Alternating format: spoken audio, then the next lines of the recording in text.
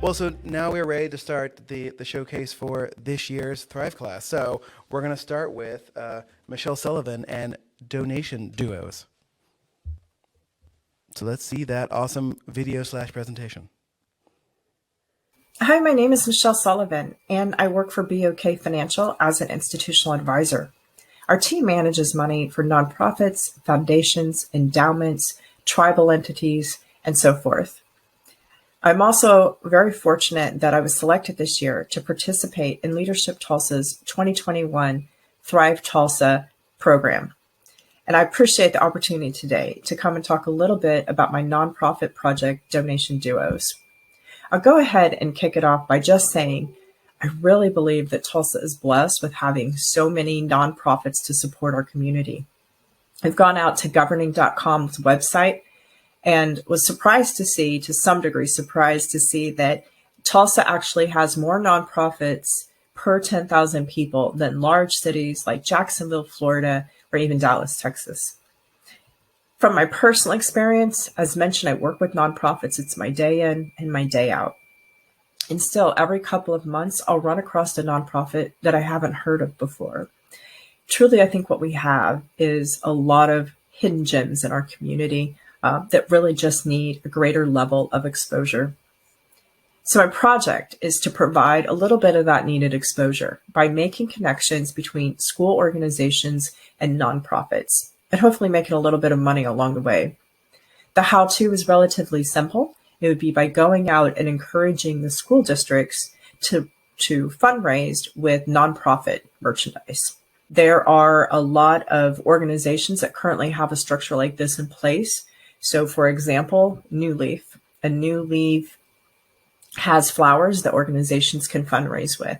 Altmont Bakery has their delicious cookies. So there are programs that are established, but even if you're a smaller organization, it could be something as easy as using clients' artwork to create some sort of greeting card that can be marketed.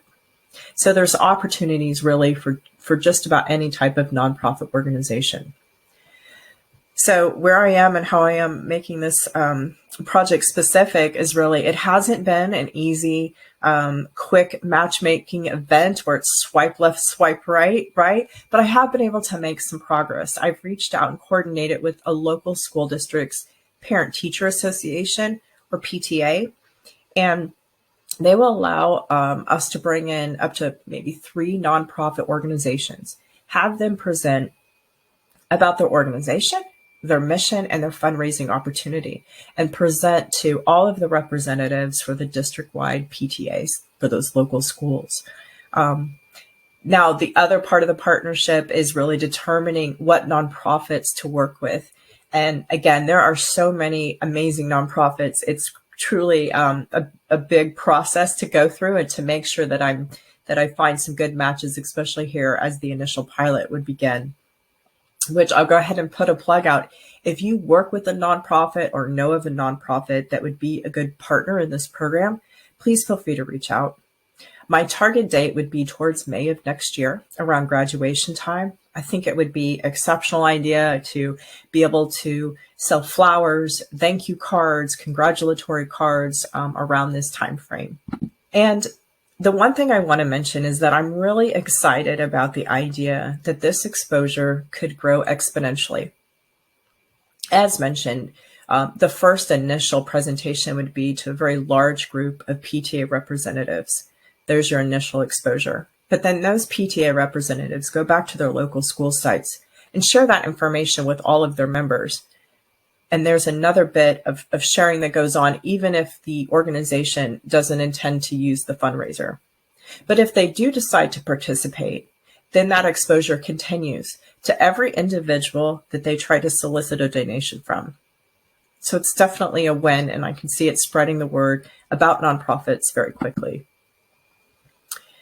But let's remember that this is about a lot more than just fundraising. One of the major reasons people donate their time, talent, and treasure is because they have a connection to an organization, their mission, their story. So let's get those stories out, start those connections. If you are interested to work with me getting this project going, please feel free to reach out. Or if you know another nonprofit or are familiar with someone that may be interested in participating as part of this program, then again, please do reach out. Thank you for your time. All right. And hopefully Michelle is with us here in a second, and we can ask her some more questions about donation duos, because I'm curious about it. Hello. There we go. You're kind of cut off. I'm cut off now, but it's You're fine. on screen. That was perfect. Hello. There Okay, we go. I there we think. go. Good evening. Thank you, Ed. Good Can you all evening. hear me okay? Yes, We yes, can. we can hear you. Thank you. So I guess we'll start off with so why donation duos? I think I hopefully I try to address this a little bit in the video, so I'll try not to be redundant. But I work in the nonprofit space. I manage money for nonprofits, foundations, endowments, and so forth. And I feel like, gosh, I am so tied to this community. I know so much about so many nonprofits. But there are so many in Tulsa that do so many amazing things that I just haven't heard of. And they're always popping up. For example, your podcast, I hadn't learned about it until I was part of Thrive Tulsa, and I'm so excited to get on and subscribe, of course. But I think there's lots of nonprofits out there that need that extra exposure. For sure. We were curious, have you identified any specific nonprofits that you think will work with your program? That's probably been my hardest or my largest challenge, is to narrow it down, because I want to make sure that I am matching up with a nonprofit that really does need the exposure. I mean, I think there's some nonprofits that really know, but at the same time, in this pilot, I really want to ensure success, and I want to make sure they're comfortable in doing something like this so close in May. So that's part of what I'm still working with. I've talked to a few organizations, but I don't want to put anybody on the spot here. So still in progress. I was going to be like, I feel like Leadership Tulsa would kind of have to do it, right? I mean, so, we were watching your presentation, and I'm curious about why, and with your work with nonprofits, what was it about the building community aspect that, I don't know, I'm trying to phrase this question, like, it made complete sense when you mentioned that, like, of course, people donate because they feel attached to a cause and they feel like a part of a community. So why not take, like, PTAs, for example, that are groups that are already part of a community, and get them to help fundraise for nonprofits? It's one of those ideas where I'm like, why? Like, has this been tried before? Yeah. Like, Why is this not already being done? Yeah. Why does this seem novel? Yeah.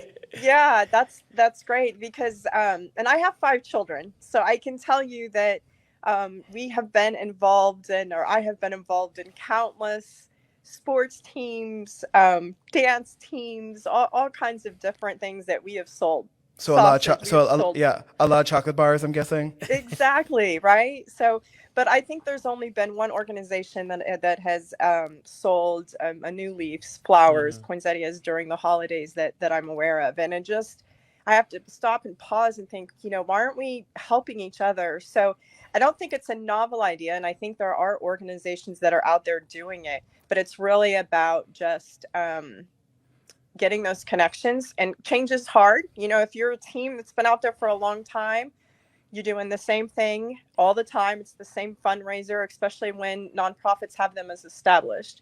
I think some PTA organizations, especially when you get to the older kids in high schools and so forth, they struggle a little bit more in fundraising, just by the nature of the organization. But I don't pretend that this is novel. I'm just trying to help the connections here in Tulsa. Do you have any Bank of Oklahoma related questions for her? Yeah, fire away. No, not specifically, but no.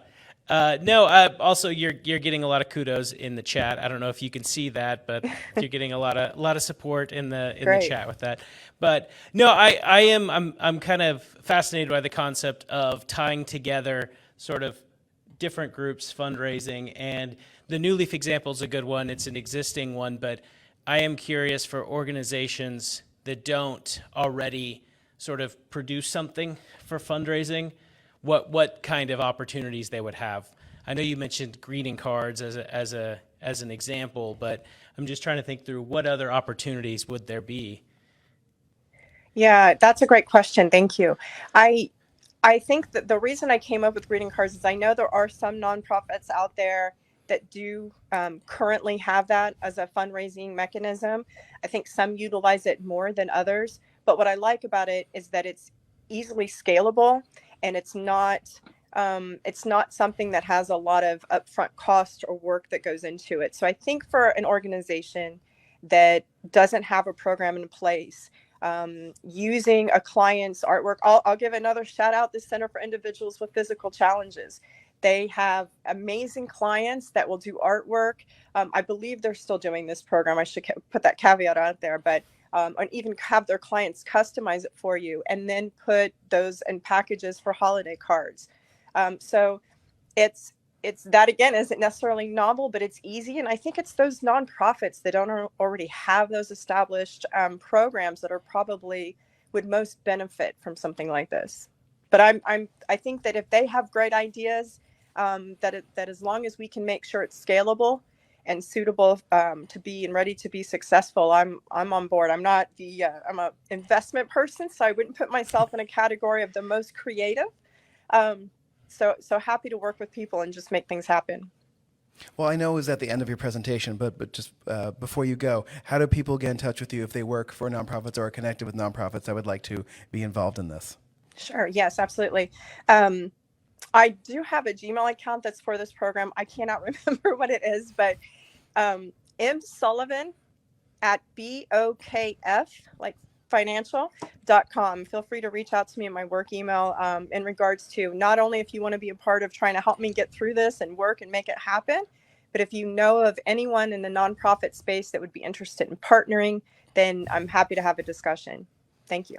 All right. Thank you again.